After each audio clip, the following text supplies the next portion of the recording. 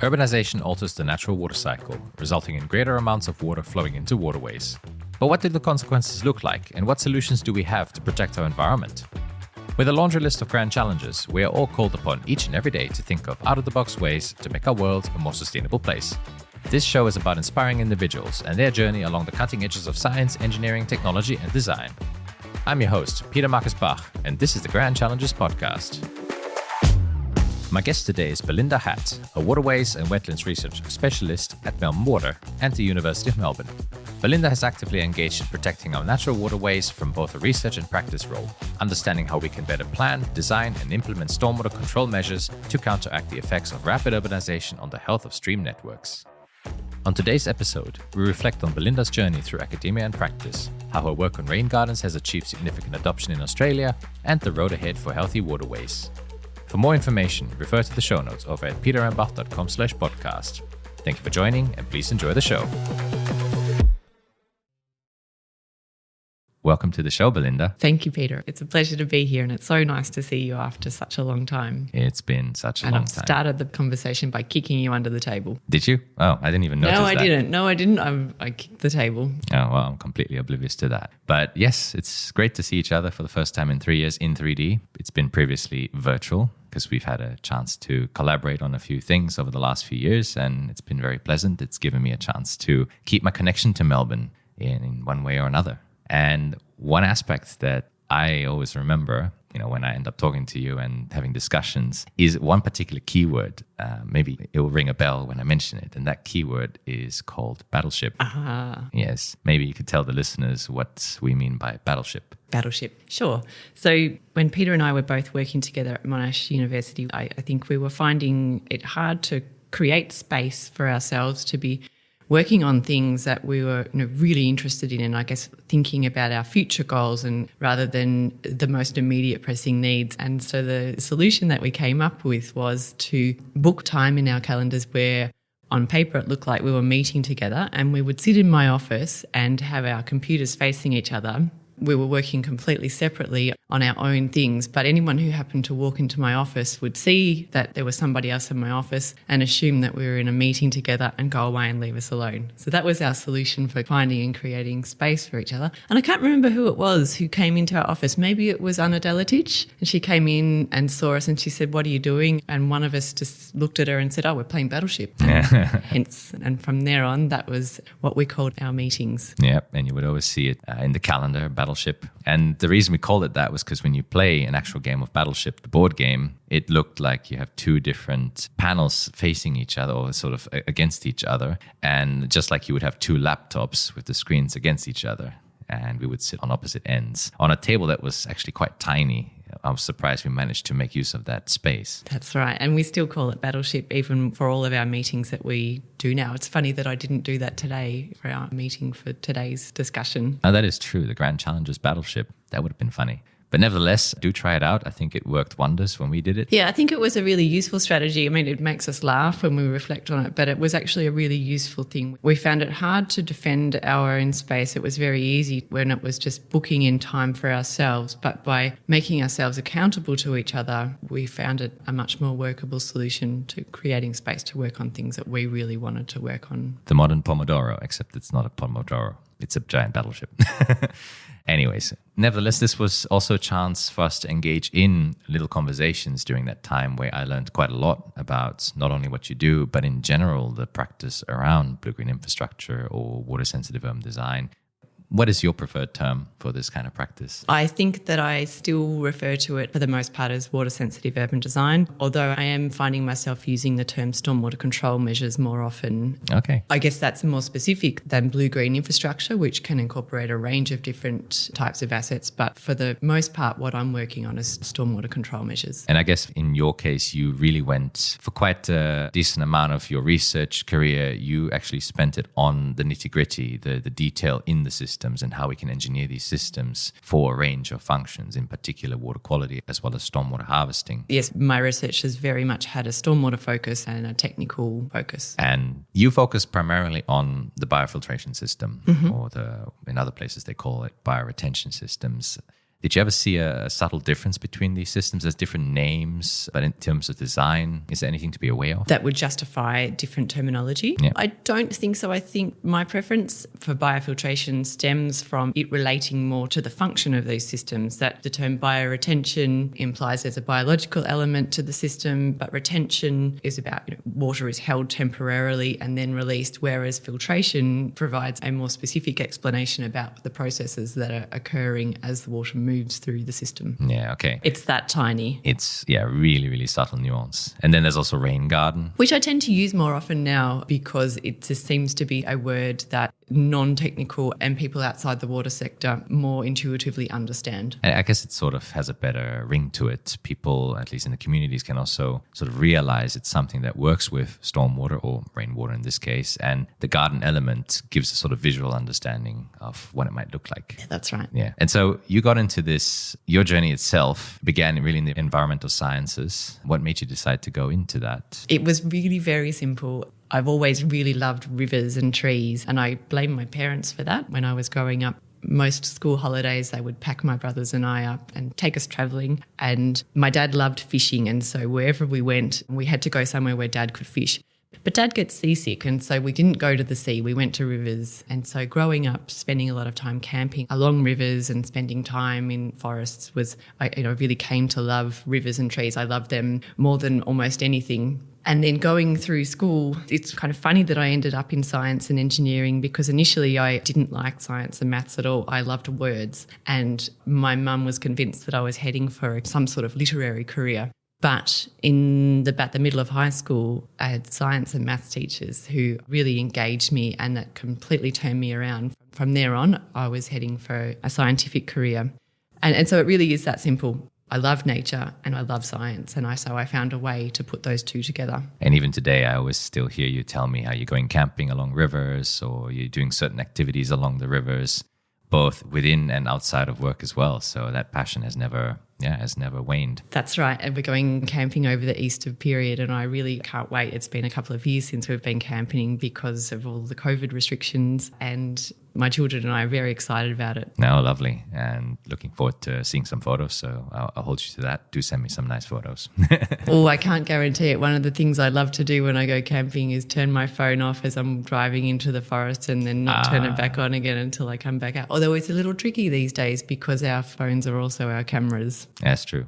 Nevertheless, passion for rivers, passion for waters in general, led you into environmental sciences. And then you did your undergraduate in this discipline at RMIT, Royal Melbourne Institute of Technology in Melbourne. And then time came to then pursue further studies. You obviously had the choice to go deeper into science and perhaps into the industry, but you ended up going into the PhD route. What motivated that? Yeah, I think that it would probably be fair to say that a lot of the choices or the reasons, the direction that my career has taken has really come about by accident. I think growing up, I didn't grow up in the city. I grew up on the outskirts of the city, and I really didn't like the city very much at all. And I thought that I was going to end up working in a rural area. But when I graduated, the job that I ended up getting was working at Monash University as a research assistant on a project that was looking at really trying to better understand what it was about urbanisation that was degrading waterways. And it's funny, when I finished my undergraduate degree, I really didn't have a very clear idea of what I wanted to do because environmental science is a very broad subject. I had some vague ideas that maybe I might work in water. But the one thing I knew that I didn't want to do was work in analytical chemistry. And that was my first job, working as an analytical chemist in a lab on this project that was all about trying to understand what it was about urbanisation that was causing the degradation of waterways. And I think it's a very important aspect to try and understand. Maybe the chemistry might have been a bit overwhelming, but nevertheless, very important topic. I think we are still trying to wrap our heads around all the different consequences that urbanization brings. I guess in the form of urbanization on receiving waterways, we see a lot of this now in the world in the form of different policies that are trying to help protect rivers and lakes as well from the impacts. Maybe to illustrate this for the listeners, we have to imagine urbanization also involves changing of surfaces, all the natural surfaces into more man-made surfaces. And this disrupts the water cycle substantially. Yes, when we urbanize an area, we turn the natural hydrological cycle completely on its head. In an area that is in a fairly natural state, most of the water that would fall as rainfall or some other sort of precipitation would be intercepted by trees and other vegetation and evapotranspired back into the atmosphere. And only a really small proportion of that rainfall or other precipitation would actually find its way to the stream. And most of the time when it finds its way to a waterway or other stream via subsurface flows, it's really only very large rainfall events where the infiltration capacity of soil is exceeded that we would see surface runoff occurring.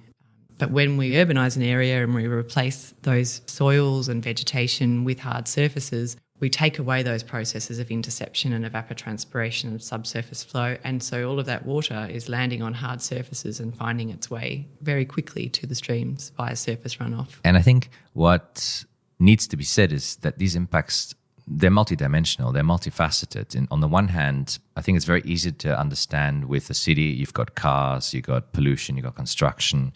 So all this water that has to go somewhere will also bring with it a lot of the pollutants. But on the other hand, when we really think about the stream and we look at how this water is getting to the stream, there's a much greater amount of water coming in a much shorter amount of time. And that also has certain impacts on the stream itself. Right? Yes, that's right. So initially, perhaps we'll step back a little bit to that first research project that I was fortunate enough to work on. One of the really important findings from that research was that it wasn't necessarily the presence of impervious surfaces that was resulting in waterway degradation. Rather, it was the way that those surfaces were connected to the streams via our very hydraulically efficient drainage system. And that was a really important finding, and it was a really positive finding because it meant that we could do something about it. If it was just about the presence of impervious surfaces, well, that's a little harder to deal with. We have to have impervious surfaces like roofs and roads in cities. There's no getting around that. But if it's about the connection of those systems to waterways, we've got scope to work with. But to go on to the next point that you were talking about around water quality, it isn't just about water quality. Initially, that was the focus of stormwater management, about improving the quality of stormwater before it found its way into waterways. And so that was the goal of stormwater control measures, to improve stormwater quality. But what we found since is that it really doesn't matter how clean that water is if it's being delivered to waterways in a way that is creating physical disturbance too often, then the stream is still going to be degraded. And I guess the common saying, dilution is the solution to pollution, is certainly a fallacy. And that's not something that we should rely upon. No, definitely not in this case. And I think there's a certain irony, but it kind of makes sense if you understand it. With urbanization, if we think historically, cities have always been built near waterways or certain water bodies because they need a source of fresh water. Then in the start of the 1900s, we had a lot of this public health issues, which brought in the sewage system. And then with all these impervious surfaces, these flashy flows have caused potential hazards in terms of floods. And so we've had to then build an efficient drainage system to get the water out as fast as possible. Now it seems like we're going backwards in that we are trying to say, well, we don't want the efficiency. We want to be able to slow that flow down. So it's kind of paradoxical and kind of ironic. It's a tricky balance to strike because we do need that drainage infrastructure there to protect people and buildings from flooding. But we also recognise that if we want to have healthy waterways, then we need to try to mimic the natural hydrological cycle as best as we can. And that really means finding uses of that stormwater. And that's really challenging because there is a lot of stormwater that's generated. And this is an interesting phenomenon that I also discussed with a previous guest on the show when we talked a bit about the Millennium Drought that Australia went through. And even in these water scarce times, we actually had enough rainfall falling on cities that was capable of supplying a substantial amount of the potable water supply if we could do something with it. Instead, we're just getting rid of it. Yeah, and it was interesting when I first started working in this field, we were in the Millennium Drought and water was a really great place to be. It had a really high profile because we were struggling with the challenge of water supply. I mean, we've had droughts before, but this one just kept on going and it really got to the point where most cities around Australia were on the brink of running out of water or really having to take this seriously and think about alternative water sources. Just for a bit of context for the listeners who haven't listened to the previous episode about the drought, it was a drought that was more than a decade long. the reservoirs across Melbourne in particular dropped to, 20%, around 20%. And so serious water restrictions were put in place. You weren't allowed to even wash your car or water your garden. And this was a worrying time because I think for the first time in history, we were actually worried we were going to run out of clean, fresh water. Yeah, and so as a result of the Millennium Drought, every major capital city in Australia now has at least one desalination plant. Yep, and that in itself is an interesting story that I guess we should say for a different time as well. But nevertheless, you went from that research assistant position, and I think shortly after that, or within that period in transitioning to that PhD, you also focused a lot more on stormwater harvesting and greywater reuse. I mean, particularly, you published one interesting paper that sort of assesses that potential. So this is the review of stormwater harvesting practices. The review. Yeah, so that was the next project that I moved on to after that first project on urbanization and stream health. I then moved into thinking about stormwater harvesting as a solution both to water supply and to improving waterway health. And so I worked on a review of stormwater harvesting systems around Australia, which were very much in their infancy, to look at what we were doing in that space, what knowledge we already had in that space, and what gaps there were. And there were lots of gaps because stormwater harvesting was very much in its infancy. There were so many gaps, you could just pick any one that you wanted to. But I was very interested in the lack of stormwater treatment technologies that could be implemented in existing urban areas. I guess that's something, there was a lot of work that was being done. I think when I first started working in this space, we were a good 10 years into stormwater research, and there'd been a lot of effort put towards the development of constructed stormwater wetlands. And they still are our go-to for stormwater quality management in many places. But one of the limitations of stormwater wetlands is that they're very big systems. No, they are very big systems. And actually, if you look at a map or a satellite image of Melbourne, you will start to see lots of different wetlands plonked across the landscape. And these are massive things.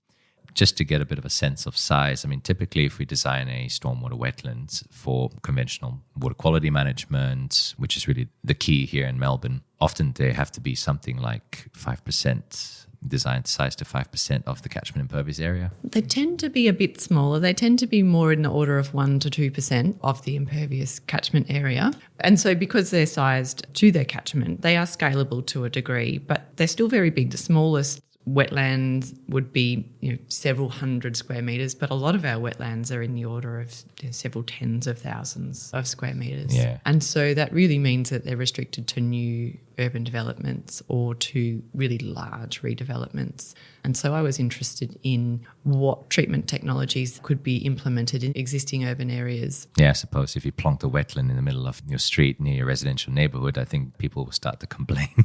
Try and find enough permits and licenses to remove whatever's there at the moment for a big wetland. But nevertheless, so scalable technology, this is where really the biofiltration systems or the raingardens. Yeah, because a rain garden, you can build a rain garden that's several hundred square metres, but you can also build a very small rain garden that is less than 10 square metres. And so that gives you much greater scope to be installing them in existing urban areas, but also to be distributing them through the catchment, because we know that we've already talked about the problem of hydrology, and the closer to the source of the problem that we intercept stormwater, the better positioned we are to be trying to manage the problem of flow and volume. And so distributing systems through a catchment gives you that scope to be dealing with the problems of flow. But also, if we're thinking about trying to capture stormwater and treat it, the closer to the source we are, that gives us some scope for overcoming some of the challenges around then distributing that treated water to the demands. If we're waiting until the water gets to the bottom of the catchment to intercept it and treat it, that then means we need a very large distribution network to be delivering that water to the demands. And that's very hard to do in an existing urban area. And it comes back to this idea of connection, making sure that if you want to try and disconnect certain areas, the easiest way to start is really at the source. Yeah. So the street just outside your house or an apartment block. Yeah. Because, in a way, you have less water to deal with. You can, I guess, size the system and manage the system for that particular sub-area. Yeah, it presents other challenges in terms of complexity around maintenance. You do lose the efficiencies of the economies of scale. And so there's always going to be a balance that we need to strike in terms of where can we achieve the best hydrological and water quality outcomes in a way that is economically feasible, but having that range of scales means that we've got a portfolio of options that we can work with. No, certainly. And I guess to visualize this, I mean, you can really put the system just on the side of the road, in the strip of nature that's in between the footpath and the road itself, the asphalt. Yes. So you can install a rain garden in Victoria, we call them a nature strip. In other parts of Australia, they're called street verges.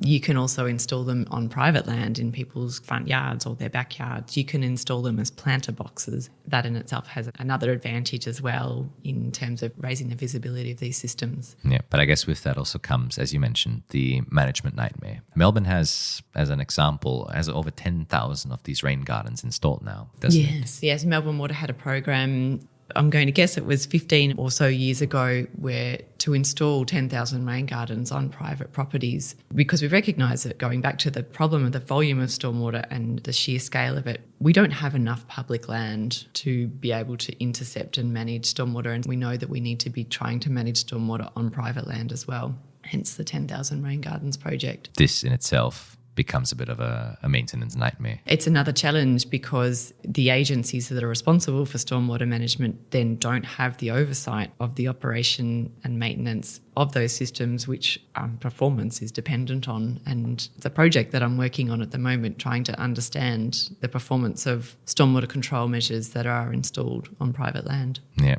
From your side as well, you've delved much deeper into the design of these rain gardens, and that in itself is a whole nother issue, ensuring that the design is correct and that the thing actually functions the way it's supposed to.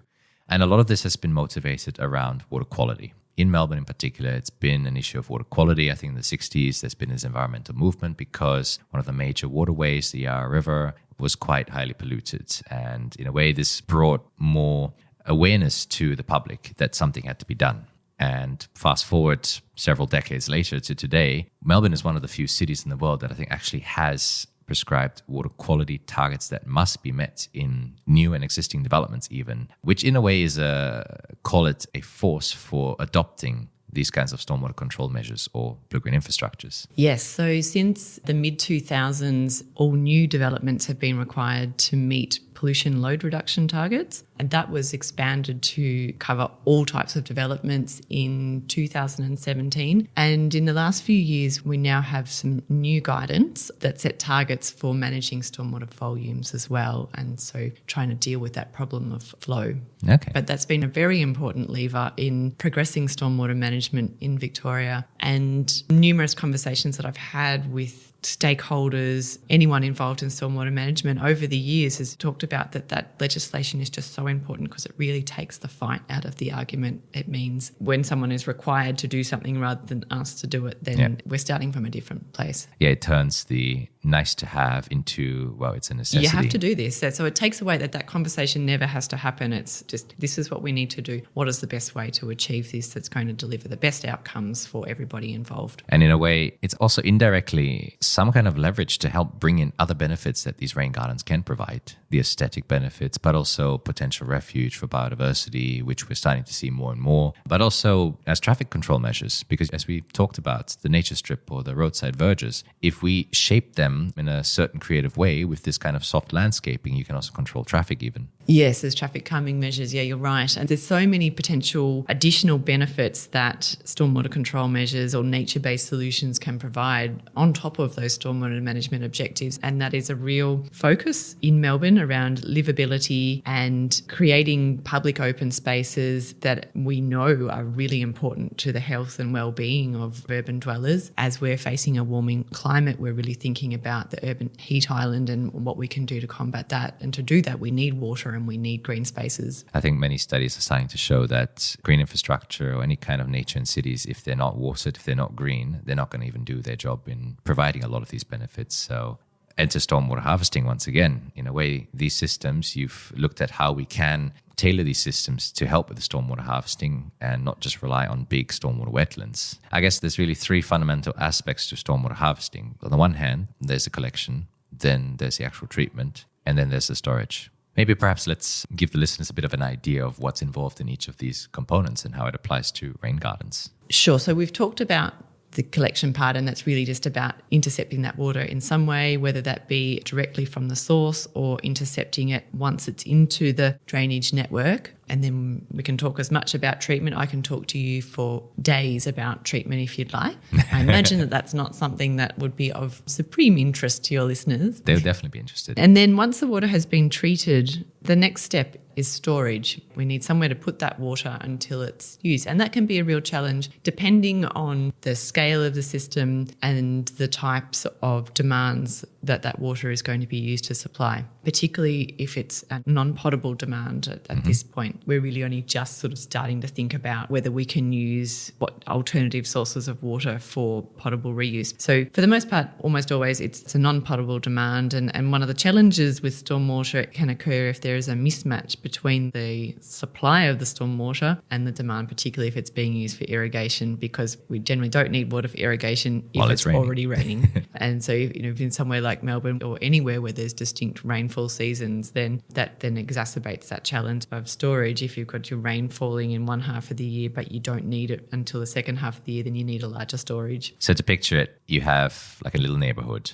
It rains and the water flows off a few houses along the streets and basically ends up in one of these rain gardens. Let's say it happens to be at the side of the street. The water is treated through this filtration system, which we'll get into because I think there's some very interesting and very important elements to be aware of, because it's not just digging a hole, putting sand in, and then you're done. But the water goes through there. And finally, when it's filtered, it's of a certain quality that we can use for, as you said, irrigation, if it so matches with the timing, but also toilet flushing or laundry, hot water, any demand that doesn't require drinking water quality, because we generally don't treat stormwater to drinking water standards. And usually with that, then we need to store it somewhere. And I think two dominant forms we've had are either a tank system that sits somewhere, maybe it's a shared system, or maybe it's someone's yard, or maybe a community centre's tank, or a more open water body like a pond. Yeah. And then those areas that are underlain by nice sandy soils have the advantage of groundwater recharge and storing that water in an aquifer. And that is a real advantage because it really brings down the costs of storage. And this has been quite dominant actually in cities like Adelaide and Perth, where managed aquifer recharge or just the natural aquifer recharge processes through these subsurface-surface interactions, I think has really helped replenish groundwater. Because we don't talk much about groundwater in these kinds of topics, but it is just as important to be aware of what's happening underground as well as above ground. Yes. And maybe we are going too much off on a side tangent here, but when we do start to think about groundwater as a potential form of storage or wanting to infiltrate water, because going back to dealing with the problems of trying to mimic the natural flow regime, we do want to be infiltrating stormwater and trying to restore base flows, which tend to be lost when we urbanise an area. We need to think about the potential impacts of water quality on groundwater and groundwater-dependent ecosystems. And this is where the treatment also plays a very important role, because I guess it's very clear the water that will then eventually end up into the aquifer is often a lot cleaner than what we get coming off our cities. So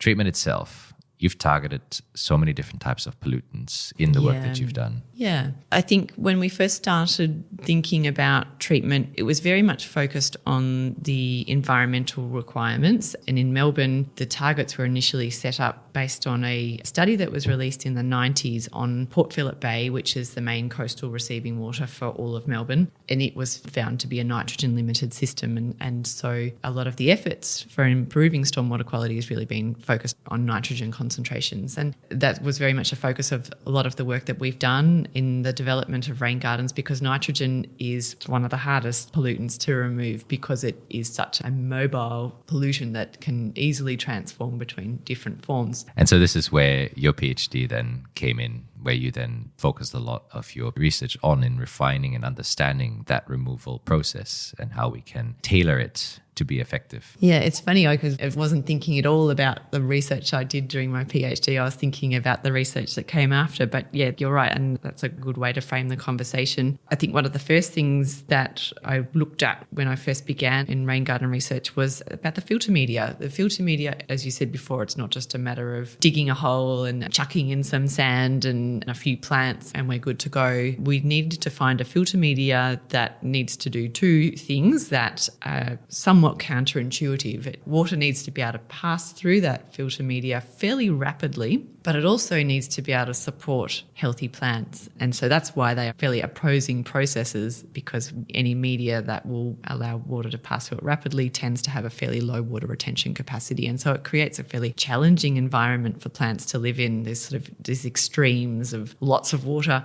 and no water. And this is actually quite funny, because anyone who's read about water treatment would also know that keeping the water within the system to allow these processes, especially biological processes, to happen, you normally have to keep that water in there for quite some time. But if these rain gardens are also there to sort of slow down the flow of water and break that connection, but you're getting lots of water coming in a very short amount of time, you're faced with this weird juxtaposed design dilemma. How do you keep the water in the system long enough, but then also make sure that you can capture and pass enough water through the system so that it doesn't flood anything upstream of it? Yes, and so perhaps we can step it back, and we talked a bit before about the size of wetlands relative to the catchments. We size rain gardens in the same way relative to their catchments. And so if we were to assume that a rain garden was sized at about 2% of its catchment area, which is fairly typical, perhaps was a larger end of sizing. What that means is that every time it rains, that rain garden is effectively receiving 50 times as much water as the rain that would fall directly on the surface of that rain garden. So that's a lot of water that it needs to deal with. And so we size them. We have what are called ponding zones, where that water is temporarily detained above the surface of the filter media. And as it's sitting in that ponding zone, the water's slowed down and particulates are settling out on the surface of the rain garden. And then as the water's percolating down through the filter media, other processes are taking place to remove those pollutants, the chemical and biological processes.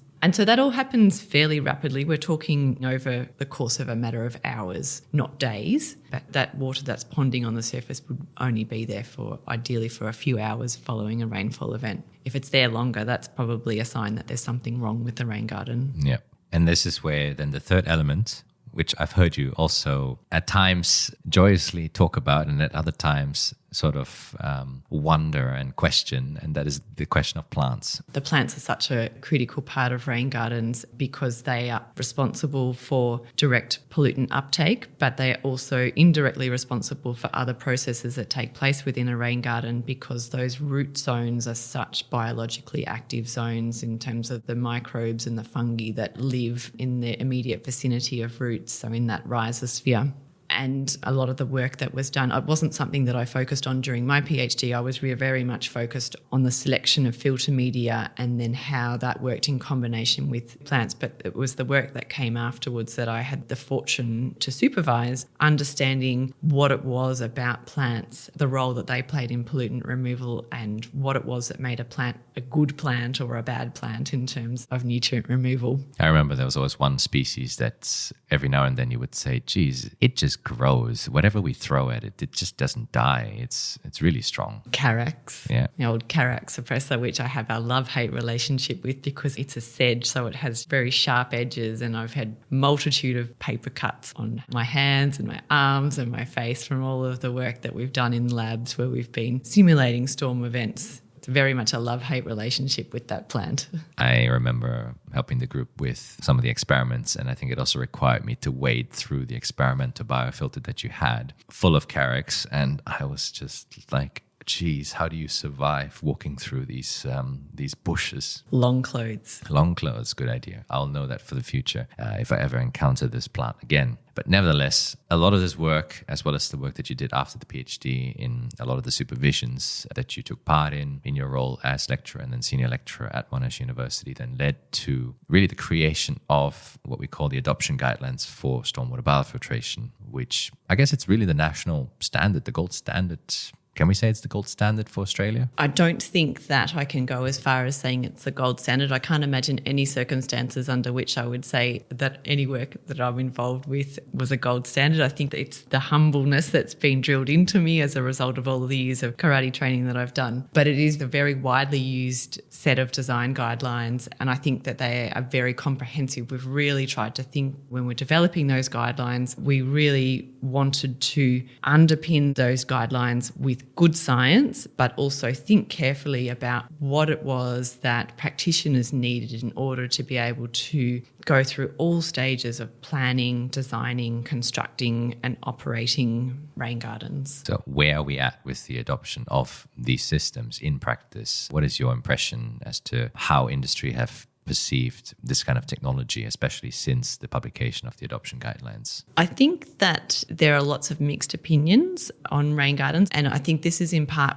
why I ended up leaving academia and going to move into practice. I think we have spent a lot of time thinking about the details of the operation of systems, and in a way I think that we have overcomplicated the design process, and I think that the questions that are better asked when we're thinking about designing a system and locating those systems, assuming that we've got the filter media and the plant selection right, the questions to ask around the design of those systems are, is there a way for water to get into the system? Is there somewhere for water to hang around in that system for a little while? Is there a way for water to get out of that system? And I think those are the key questions. And I think when I look at systems that have been built and installed, often it really comes back to that. I could look at a system and say, okay, well, that one's not going to work because the inlet is higher than the catchment, and so water is just going to bypass that system. Or the high flow overflow is set at the same level as the filter media, and so the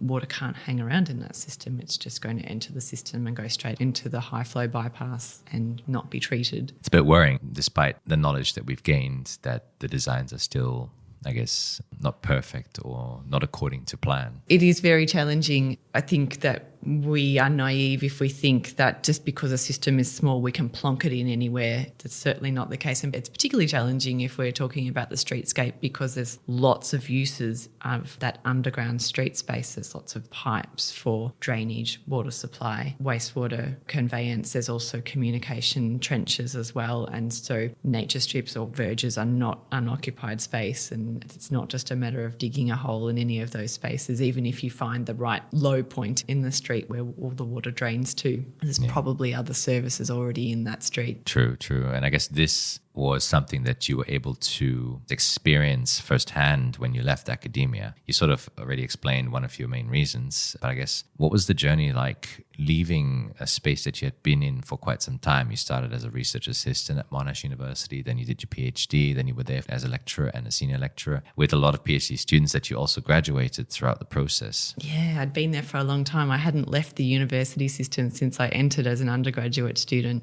but I think I was finding myself, as we've already talked about a little bit, I really felt that research was getting a long way ahead of practice. I certainly felt for myself that I was getting very bogged down in the detail of fine-scale processes. But when we looked at what was happening in practice, despite years, decades of research and development and design guidelines and development of design tools such as models to really build the capacity of the industry, the things that industry was struggling with was really around where to locate these systems, how to design them, how to build them, and how to get the funding to maintain these systems. And so that last point in particular is quite a challenge. Yeah, funding was and remains a real challenge for stormwater management. And so I think I found myself feeling that because I'd been directly involved with a lot of the research, particularly around rain gardens, and was fairly familiar with a lot of the work on stormwater management more generally, I felt that if I made the move from research to industry, that I would be in a better place to help bridge that gap between knowledge and practice. In a way, championing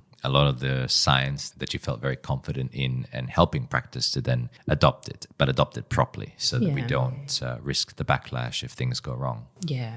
The research that I had been involved with that was most satisfying was the research that was very applied, where we worked really closely with practitioners, and so it was being a personal driver. It was something that I was drawn to. I was very interested in the applied nature of the research, and I felt that I hoped that I had the knowledge and the capability to help bridge that gap. No, it's very inspiring. And in a way that took you first into consulting for around 2 to 3 years and then into, I guess, a government organisation. Yes, so I worked as a consultant for Jacobs, which is I think it's a very well-known international consultant that works in all manner of engineering. And I learnt a lot. I learnt so much working for such a big consultancy. as I said, I'd only been in the academic world up until that point in time. And a lot of the work that I had done was of an interdisciplinary nature. We've really talked about the technical aspects of it so far, but I had the good fortune to be involved with a number of collaborative research centres where I was working with a whole range of disciplines in a very collaborative way. But nevertheless, my core experience was very technical and very stormwater focused. And so my horizons working at Jacobs were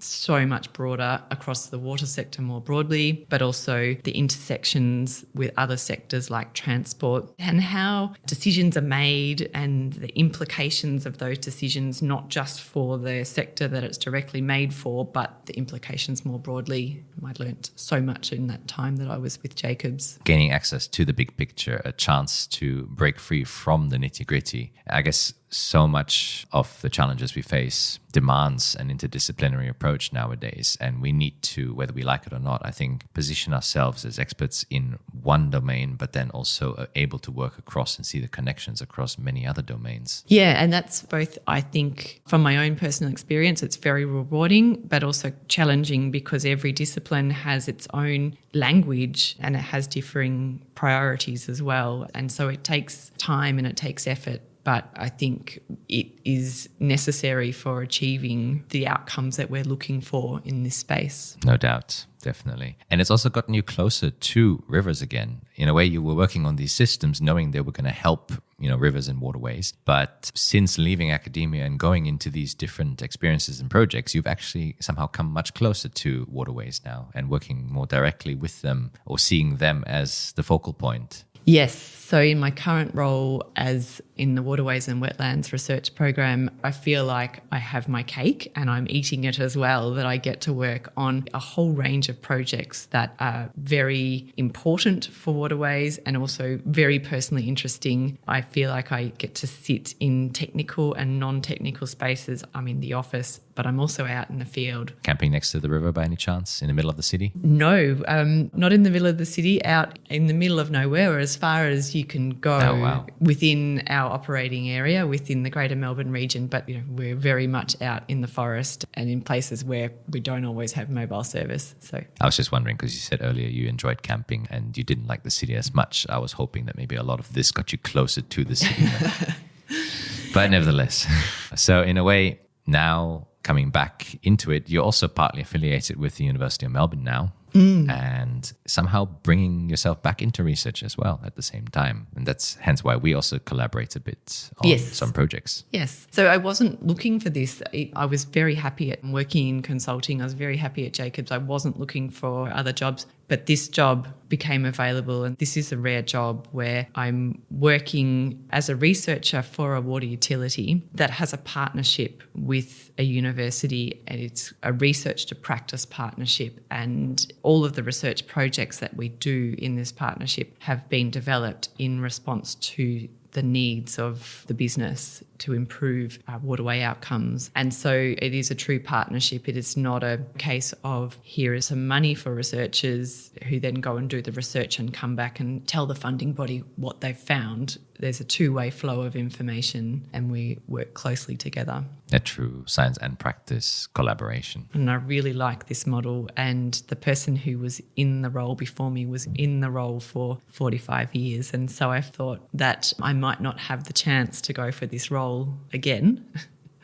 And hence I applied for this role, and I was fortunate enough to be successful in that application. Oh, congratulations. Somehow your pathways merged into really aligning your passion with a lot of the expertise you have and the willingness or the drive to make an impact. Yes, I certainly, I hope that is the case. So where are we heading now with the future of waterway management and I guess the topic of rain gardens? It's interesting. I don't really work in the rain garden space very much at all at the moment. It's something that is being worked on in the partnership. We do quite a bit of research around street trees, passively irrigated street trees, or street trees that are versions or subsets of rain gardens, but the focus very much is on the hydrological performance of those street trees, whereas a lot of the work that I was doing was on the water quality aspects. But again, it's coming back to that realisation that really, if we want healthy waterways, we need to deal with that problem of flow. And so now you're part of a big endeavor that's looking into the future of the waterways and ensuring their health over the next 10 years. But it's, as far as I understand, a vision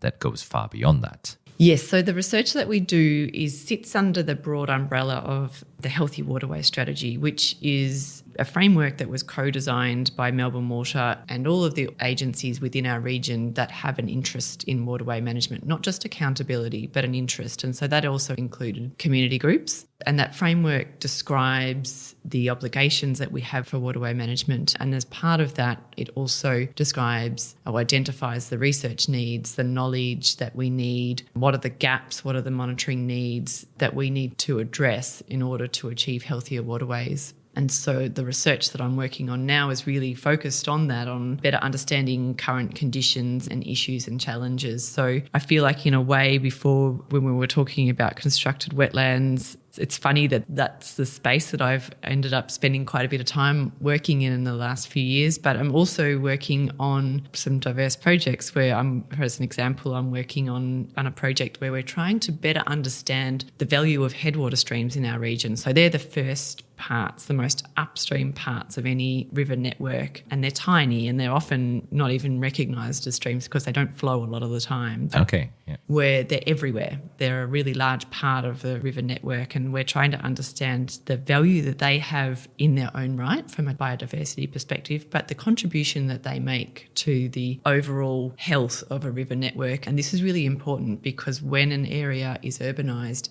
headwater streams tend to be completely lost. Not degraded in the ways that larger waterways are. Because they're so small, they tend to be converted into pipes. So they're buried and completely lost. And so we're working on that space. And we're also, again, going back to that challenge around waterway flow regimes, looking at how can we better retain and use stormwater to protect that. So there's a very large project that we're working on that's just getting underway. Also looking at the performance of stormwater assets on private land, knowing that we need to be using that space as well. And then leading into the work that you and I are currently on together, I'm also working on some projects around community engagement with blue and green spaces. And the importance that they play in the health, but also in particular, their location and the protection of them for humans, but also biodiversity. And in our case, it's really humans. Yes, because we manage our waterways in Melbourne not just for their environmental value, we also manage to recognise the social value that they have. And so the social values that we manage them for are aesthetics, recreational value, and also community connection. And that community connection has been a really important value for Melbourne over the last few years as we've gone in and out of the COVID restrictions. Like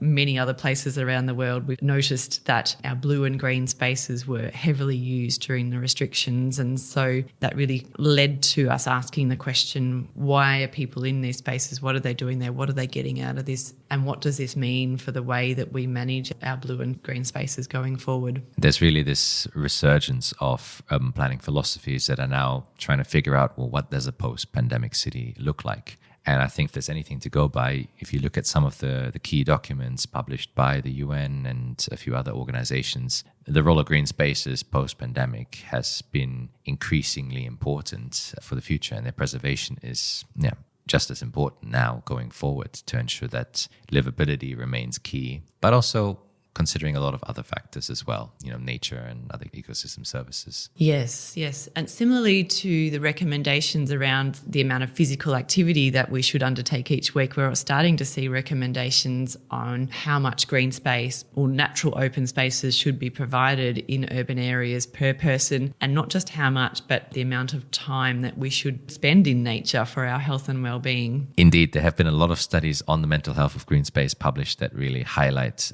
the real benefits from statistical data, surveys, and a lot of other methods. And I think, taking this seriously and incorporating this kind of domain knowledge into our design of these spaces and planning of these spaces is really something that I think will create much more vibrant and livable cities of the future. Yeah, you're right. There is just so much research out there now. And whilst the quality and the confidence of those links between nature contact and health and well-being does vary, it's very real and it's very tangible. So do you think all these promising directions in the research will eventually get you to set up tent in the city? No, I will always go away I think that's, for me, the thing that I like about being in nature is that sense of escape from ordinary life. Having said that, though, I am really fortunate that the part of Melbourne that I live in, even though it's a really inner part of Melbourne and it's very dense and it's very busy, just at the end of my street is a waterway, and the waterway corridor is quite deep and nicely vegetated. It hasn't always been the case, but there's been a lot of revegetation works that have taken place over the last few years. But when I go down and sit by that waterway, I can forget that I live 5 kilometres from the city, and I really appreciate that about my local area. No, that's lovely. And in a way, I think we're going to start seeing that a lot more with the Healthy Waterway strategy. Looking forward to seeing what that will bring in the years to come. And yeah, thanks for sharing this.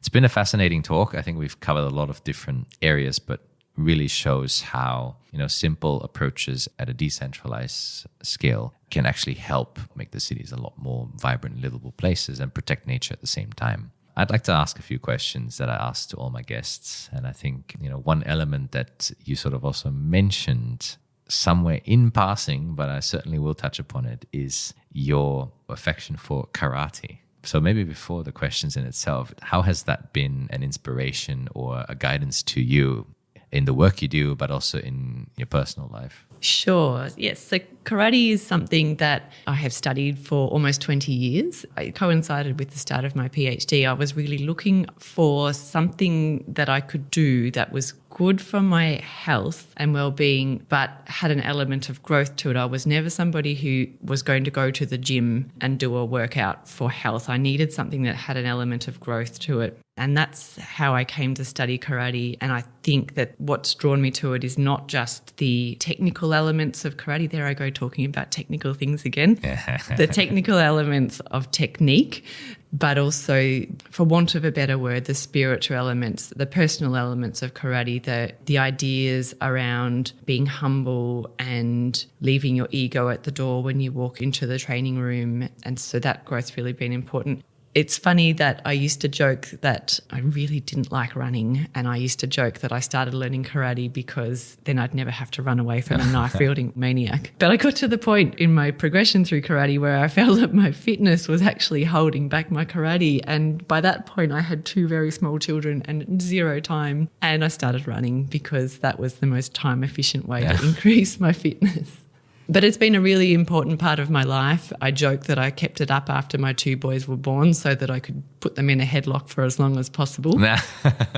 But jokes aside, it has been a really important part of my life. It's always something that's been there, and I've been part of a club that's really supportive. And if nothing else, it's a really mindful exercise. It forces you to step out of whatever else is going on in your day, because when you're sparring with somebody, if you're thinking about something that happened during the day while you're sparring someone, chances are you're going to get punched in the nose. I guess it's either you get rid of the thoughts yourself or someone from across of you is going to do it for you. Yeah. And it'll be a lot more painful. Yeah. And now, both of my boys now study a martial art. One does Taekwondo, but the other, my youngest son, he studies karate with me. And that's really fun that we're training together, and he thinks it's quite fun because it's the one time of the week where he's allowed to punch his mum and not get in trouble.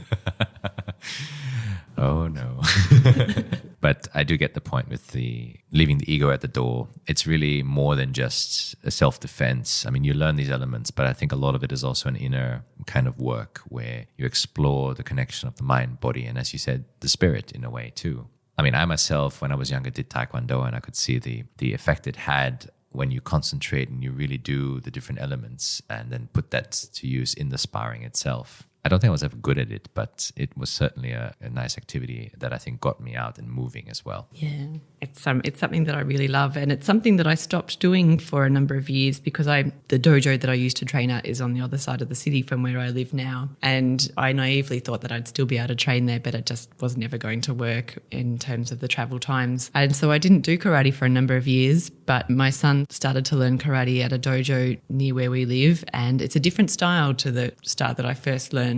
Quite similar but different, and I would find myself going along to Theo's training sessions and watching and feeling really itchy feet, dying to get out onto the training mats. And the club has been really welcoming to me and was really happy for me to join and learn. So I'm starting again. Very cool. I look forward to hearing some karate stories again. What other moments, key moments, books, events, or people have completely changed the course of your career or mindset? I think that that's a question that, even though I knew you were going to ask that question, and so I really feel like I should have come up with a good answer, I don't know that I have a good answer for it. I think I've been fortunate to have a lot of influential people in my life and have read widely and been to lots of places and seen lots of things that have been inspiring for various reasons. I struggle to think of anything that's really been a groundbreaker and changing my direction. I think that we go back to that love of rivers and trees. That's always sort of really kind of been the underlying driver for what I do. But I suppose in terms of people who've been in my life, I think my two PhD supervisors, Tim Fletcher and Anna Delatic, have and continue to be important role models in my life for various reasons. I think Anna has been a really important person as a female working in a male-dominated environment, and I think I really look to Tim as an example of how to bridge that gap between research and practice. I think that is something that he does. He's very excellent at. No, lovely. And yeah, I've had the pleasure of knowing both of them too. And it's definitely a lovely experience having strong mentors in your career, in your life. They really teach you more than just how to do research. They really teach you how to go through a lot of the hardships you face. And in relation to that, what was one of the most challenging situations you've ever faced in your career to date, and how did you overcome it? I'm going to say that one of the biggest challenges that I've had in my career is overcoming my shyness and my awkwardness and being able to speak in public. And before we started this interview, I was joking to you about the first time that I presented at an international conference, and public speaking, being shy and being awkward. Public speaking is hard for most people, but I think it was something that I found really hard. And I was at this conference in Copenhagen, and my presentation was at the end of a week-long conference, and I really don't know that I got a lot of value out of that conference at all. I don't think I listened or retained a single word that anybody else said in any of their presentations because I was so consumed with worry about presenting my own paper on the last day. And I found myself trying to think of lots of different ways to get out of giving this presentation so that, and find a way that would force one of my supervisors to give this presentation. That's how nervous I was about giving this presentation. And I think in the end, when I found myself thinking, maybe if I tripped on these stairs and I twisted my ankle and I couldn't stand up, then, I wouldn't have to give my presentation. And I had 3 weeks of holidays in Europe, my first time in Europe, planned for after this conference. And I found myself thinking, hang on, you are considering jeopardizing your holidays so that you don't have to talk in front of a group of people for 15 minutes. And I think that was kind of a moment where I really found that I needed to do something about this, or I needed to change my career. Wow. And so you ended up doing all fine, actually. I survived that presentation, and I've gone on to give other presentations, and including lecturing to undergraduate students, who I think are the hardest and toughest audience you ever have to present in front of. If you can talk to a group of undergraduate students, then you can talk to anyone. And look, to be honest, I still don't feel entirely comfortable presenting in front of an audience, but it's something that I've worked out what I need to do to be able to give a presentation. And in a way, I think that a healthy dose of nerves is a good thing because it gives an energy to your presentation. At least that's what I'm telling myself. I find being nervous is okay because at the end of the day, it's really the first minute to get past when you start a presentation, at least from my own experience. And after that, things start to flow. But there's nothing that also beats some good preparation. It doesn't have to be to the dot, to the point, to the sentence, but I guess some form of idea or structure of how you're going to tell this story.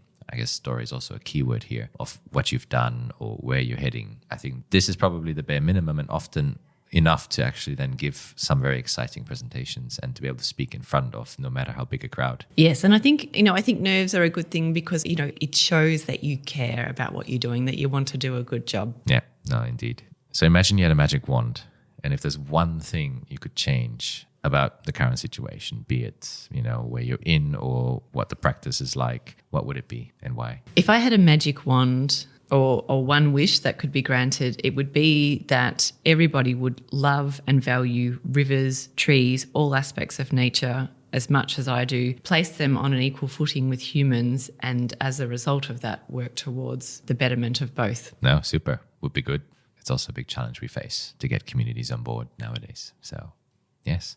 What tips and strategies can you offer in terms of time management How do you balance your professional and personal time? It's a real challenge, and it was something that I really did struggle with in academia, particularly when my children were very small, because the demands of academia are very high. And so I think in the end, what I had to do was think about what my core values were, what was most important to me, and what I wasn't prepared to compromise on. And I think the point that I landed on was time with children isn't time that you can get back. And so I made the decision to not so much put my career on hold, because I went back to work very soon after they were born, but I worked part-time, but I chose not to work after hours. And so what that meant was my career progressed at a slower rate than counterparts who had made other decisions about how they wanted to manage their work-life balance. But that was what worked for me, to create these boundaries. And then not just create the boundaries. It's one thing to create the boundaries. It's another thing to defend them. And I think that goes back to what you and I were talking about before when we created our Battleship sessions.